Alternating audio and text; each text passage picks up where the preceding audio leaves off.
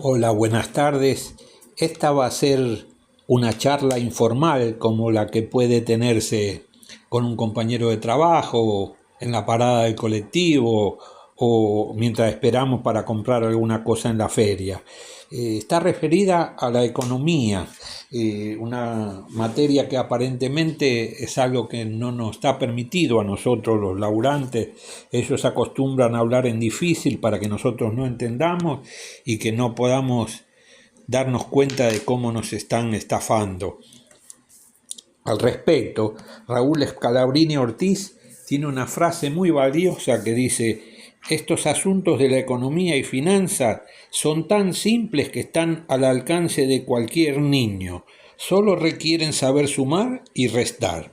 Cuando usted no entienda, pregunte otra vez hasta que lo entienda. Si aún así termina sin hacerlo, es que están tratando de robarlo. Pensemos un poquito como el desquiciado que nos gobierna habla con palabras inglesas, palabras difíciles, y los economistas que lo secundan y la prensa que lo sostiene trata de hacer lo mismo. Nos dicen de carry trade en lugar de hablar de bicicleta financiera. Hoy quiero que reflexionemos juntos sobre el posible ingreso de fondos provenientes desde el Fondo Monetario Internacional. Vamos a hablar cuál fue la relación histórica del Fondo Monetario Internacional con los gobiernos argentinos y cuáles fueron las consecuencias para el pueblo argentino en cada uno de esos casos. El Fondo Monetario se fundó en 1944.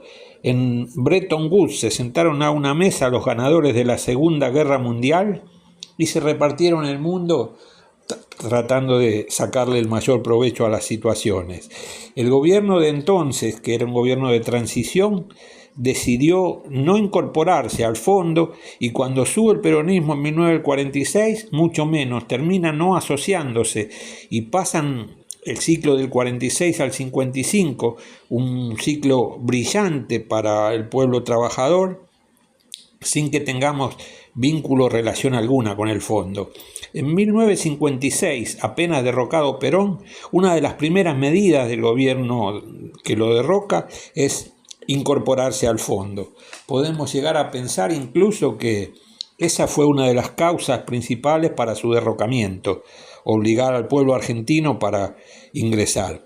A partir de ahí vienen los sucesivos ajustes, esa palabra tan dolorosa que nos obliga a apretarnos el cinturón para poder tener saldos para pagar los servicios de la deuda, o hablando en criollo, los intereses del usurero. Durante todo el tiempo posterior al ingreso, Arturo Frondizi en 1958 es el que pide el primer préstamo, y a partir de ahí empiezan esos condicionamientos y esas obligaciones.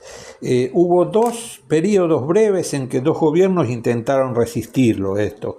2 años del gobierno de Arturo Illia en 1964 y 1965, y el 73 y 74 con la breve presidencia de Cámpora y en la tercera de Perón. Curiosamente, en esos momentos, cuando no se aplicaron las políticas del fondo, fue cuando el poder adquisitivo de los sueldos, de los salarios, fue el momento más alto. Muerto Perón, viene aquello que recordamos como el Rodrigazo.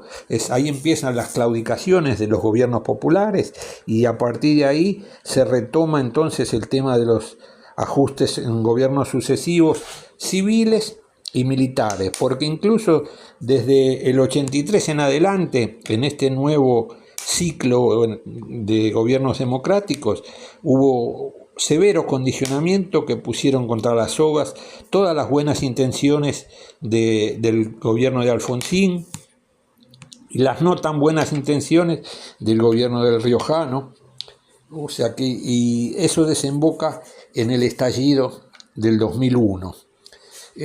Ingresaron al gobierno aquel pingüino semi desconocido en el 2003, se va alejando paulatinamente de las políticas recesivas, y en el transcurso del año 2006, apenas un año y pico después de haber asumido el gobierno, cancela totalmente la deuda con el Fondo Monetario. Y desde ese entonces hasta el 2015 en esa década ganada, recordemos un poquito cómo vivimos con un poder adquisitivo de los salarios altos, con tarifas razonables y la posibilidad de vivir bastante mejor que ahora. Cuando asume el gobierno de Mauricio Macri, sobre finales de su primer periodo, ya en el 2018, en un país desendeudado precisamente, el fondo le presta el mayor préstamo de la historia hecho a un solo país. En el año 2018, tratando de asegurarle la victoria de Macri para el 2019, le presta 45.000 millones de dólares que todavía estamos pensando a dónde fueron a parar. Terminaron en la fuga de capitales, en la bicicleta financiera y sin haber pasado inclusive por el Congreso. Apenas asumido Alberto Fernández en el 2019, rechaza la última cuota de 11.000 millones que tenía que llegar proveniente del préstamo que había pedido Macri. Aún con errores o aciertos, este gobierno de Fernández, si le contamos errores o aciertos, este precisamente fue uno de ellos. Vivimos con él tarifas al alcance de la gente y ahora viene este desquiciado en el 2023 a imponernos el déficit cero, el ajuste feroz, los sueldos de miseria y la salud destruida. Él espera ansiosos aquellos 11.000 millones que pidió Macri, que rechazó Alberto y que él espera que lleguen como salvación para mantener esta paz de los cementerios. Que no te vendan ese préstamo como una buena noticia. ¿Lo entendiste o querés que te lo explique otra vez?